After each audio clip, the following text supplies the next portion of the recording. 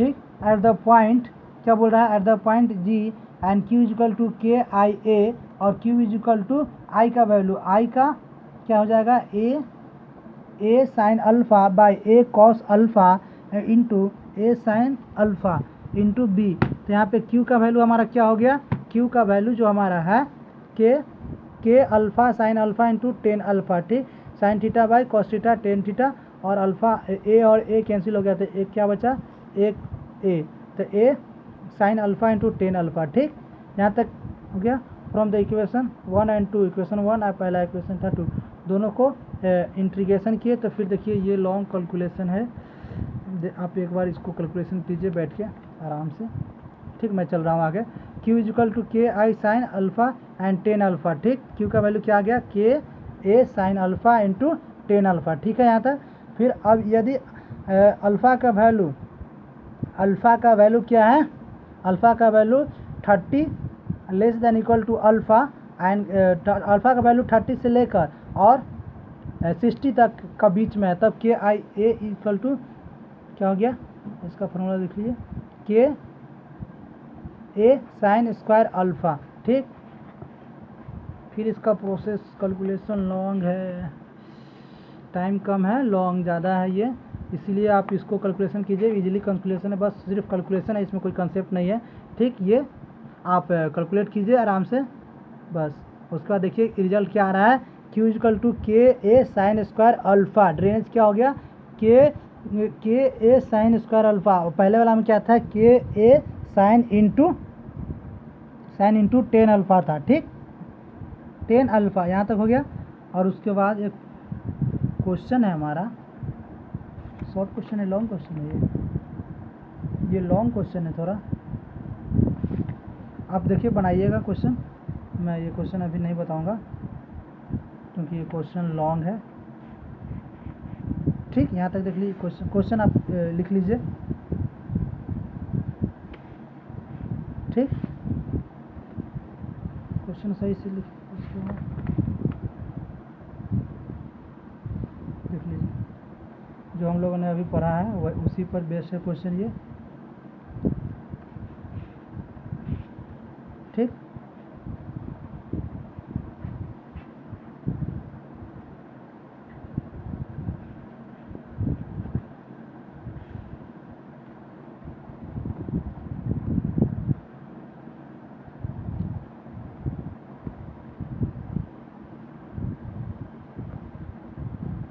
इसका सॉल्यूशन आप देख लीजिए।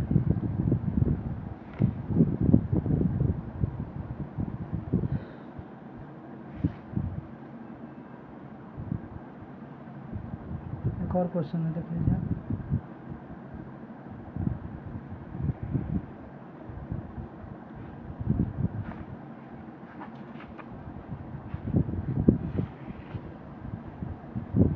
ये क्वेश्चन मैं बता देता हूँ। ये क्वेश्चन क्या है, कंक्रीट का डैम है जो 20 मीटर बेस है और विड्थ कितना दे दिया है, width stone 6 metre, dam of water a sheet pile क्या है, cut off the provided at the upstream end and the base of the dam at the 10 metre and the base of the dam is the 1 metre below the ground surface and the previous foundation and extended a dam of the 16 meter पता है below which the impervious stratum and which the flow net of the structure is down and shown in the and down flow and the previous strata and flow net through the down are, ठीक। इस question में अब देखिए, इस question में क्या है, इस क्वेश्चन में हमारा जो है निकालना क्या है, the flow net are the structure drawn, और फ्लो नेट इसमें खींचा हुआ है और shown in the figure below.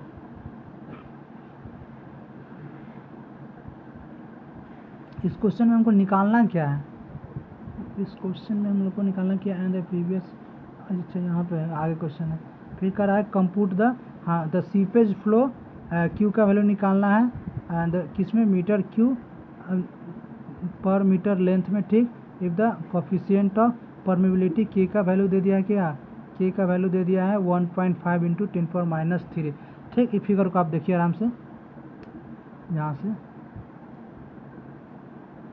देखिए पाइपिंग फ्लोर को प्रिवेंट करने के लिए यहाँ पे एक सीट पाइप दिया हुआ है ठीक। फिर भी क्या हो रहा है कि यहाँ से सीट पाइप के ऊपर से नीचे से फ्लो हो रहा है ऐसे ऐसे ठीक। अब इसमें नंबर ऑफ पहले तो काउंट कर लेते हैं, नंबर ऑफ फ्लो लाइंस कितना है और नंबर ऑफ पोटेंशियल लाइंस कितना है ठीक। तो देख लीजिए, यहाँ से शुरू करते हैं 1, ये हो जाएगा कितना 1 2 एंड 3 है ना। एक ये भी होता है काउंट, तो 1 2 और ये वाली 3 को इसका क्या हो गया number of flow lines. Potential lines कितना हो जाएगा 1 2 3 4 5 6 7 8, एक ही 9 और एक ये 10 ठीक। 10 हमारा हो गया, तो 10 हो गया तो चैनल कितना हो जाएगा 10, एक माइनस कम हो जाएगा यानी 9 चैनल होना चाहिए। और ये 3 है तो 3 माइनस 1 2 चैनल होना चाहिए, 2 होना चाहिए। एनडी का वैल्यू कितना होना चाहिए 9, कितना है एनडी का वैल्यू, एनडी का वैल्यू हमारा नंबर ऑफ लाइंस 10 हो जाएगा और ये नंबर ऑफ फ्लो 3 और ड्रॉप चैनल कितना हो गया 3 और एक 10 ठीक। नंबर ऑफ ड्रॉप्स कितना है 10 और the number of flow channels कितना हो गया 1 2 3 number of channels 10, number of channels 10।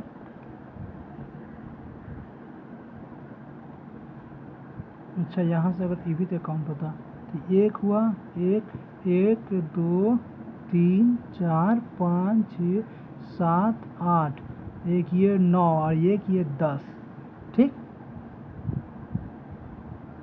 अब 1 2 3 4 5 6 7 8 9 10 11। अब नंबर ऑफ पोटेंशियल लाइंस देखेंगे तो 11 होगा। यहाँ से काउंट कीजिए 1 2 3 4 5 6 7 8 9 10 एक 11। तो 11 में से नंबर ऑफ अगर पोटेंशियल ड्रॉप निकालना होगा तो नंबर ऑफ लाइंस में से -1 कर देंगे तो हमारा नंबर ऑफ ड्रॉप्स निकल जाएगा ठीक। तो 11 है तो नंबर ऑफ चैनल्स कितना हो जाएगा, नंबर ऑफ ड्रॉप्स कितना हो जाएगा पोटेंशियल ड्रॉप 10 ठीक। और यहाँ से गिनिए क्या कर रहा है 1 2 3 और एक ये आता है 4 ठीक। तो 4 में से -1 करेंगे तो 3 हो जाएगा, तो 3 क्या हो गया 3 नंबर ऑफ चैनल्स हो गया ठीक है। यहाँ पे NF और ND निकल गया, NF और ND। और उसके बाद हमारा क्या बोलता है कि compute the uplift pressure diagram फिर base of the dam and compute the exit gradient and FS and against the boiling if the elementary square at the toe of the dam has been the measure to have the dimension of 2.4 and the use the unit weight of water ठीक। यहाँ तक है। तो seepage flow हो गया। Seepage flow के लिए first question के लिए सीपेज फ्लो हमारा Q = KHL NF/ND into B/L।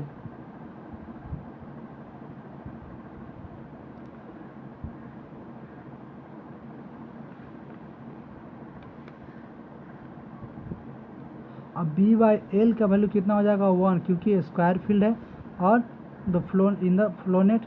उसके बाद और KH का वैल्यू हमारा कितना था, K का वैल्यू तो हमको दिया हुआ है सेंटीमीटर पर सेकंड में दिया हुआ था, इसको मीटर पर सेकंड में कन्वर्ट के लिए HL का 6 मीटर का दिया हुआ है, हमारा 6 मीटर का चेंज हुआ है। ये देख लीजिए आप 6 मीटर। ये अभी वाटर टेबल यहाँ पे है, यहाँ से 6 मीटर का डिस्टेंस पे है। और इधर देखिए इधर क्या है वाटर टेबल यहाँ है। अब देखिए तो यहाँ से यहाँ कितना का डिस्टेंस है 6 का ठीक। यहाँ तक क्लियर हुआ। अब हमारा NF का वैल्यू कितना, नंबर ऑफ फ्लो चैनल्स कितना हो गया 3 और नंबर ऑफ ड्रॉप्स 10 हो गया, तो यहाँ से Q निकाल लेंगे हम लोग, ठीक। और ये इतना 1 मीटर क्यूब पर रन हो गया। अब दूसरा जो हमारा है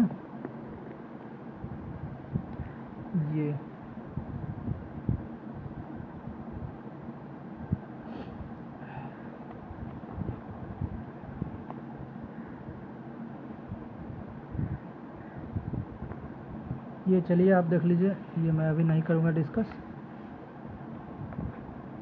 उसके बाद यहाँ से देख लीजिए, अब जो क्या है इजिट ग्रेडियंट। इजिट ग्रेडियंट हम लोग क्या पढ़े थे, इजिट ग्रेडियंट कहता है head loss during the flow across the in field square about the length of flow in the in field square. फिर तो क्या था यहाँ पे हेड लॉस कितना था, हेड लॉस कितना था 6/10 कितना हो गया इन फील्ड स्क्वायर, ठीक। और उसके बाद क्या था length of flow in the in field square, तो 2.4 गिवन है और ये हमारा आ गया इतना।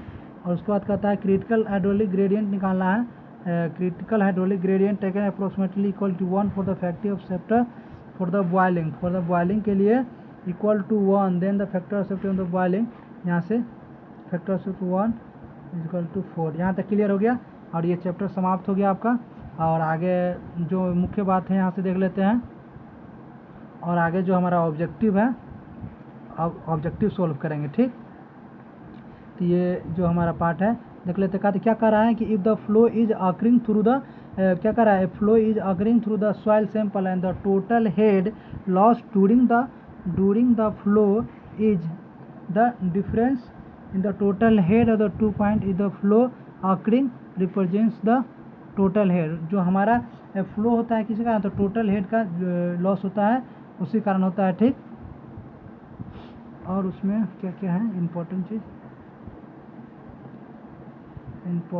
चीज़ इसमें क्या है, seepage pressure is various drag exerted by the seeping water at the soil particles and direction of flow. Seepage क्या होता है, हमेशा डायरेक्शन ऑफ फ्लो के होता है, ठीक। और सीपेज प्रेशर क्या होता है, हमेशा डायरेक्शन ऑफ फ्लो के होता है। और फिर quick sand is not a type of sand, और द फिनोमिना है cause due to the flow condition के कारण होता है। Quick sand condition is likely occur the hydraulic gradient about the 1। Hydraulic gradient कितना होता है 1 होता है। फिर कहता है और कह रहा है कि solution of the Laplace equation yielded when the two set of curve and the flow lines and with the represents the flow lines किसको रिप्रेजेंट करता है, trajectory of the seepage. Flow line जो होता है शो करता है किसको,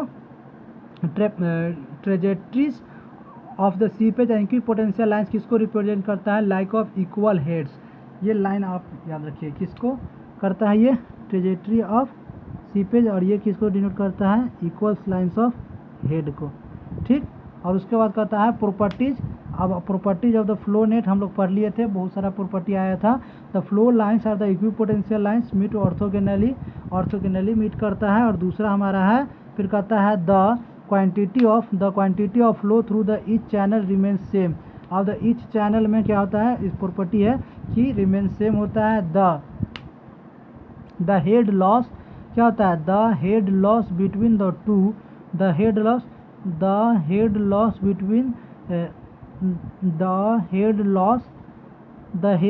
between the any two successive equipotential lines is same।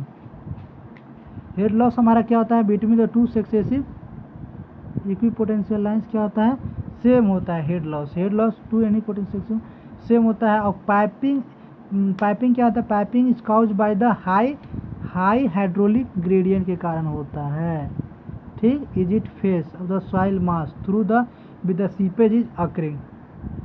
कहता है vertical cut off and filter is use for the preventing the क्या करते हैं जी, पाइपिंग को रोकने के लिए हम लोग क्या करते हैं, vertical cut off and filter use करते हैं, ठीक। उसके बाद हमारा है, चलिए उसके बाद ऑब्जेक्टिव क्वेश्चन बनाएंगे नेक्स्ट लेक्चर में। और यहाँ तक थैंक यू।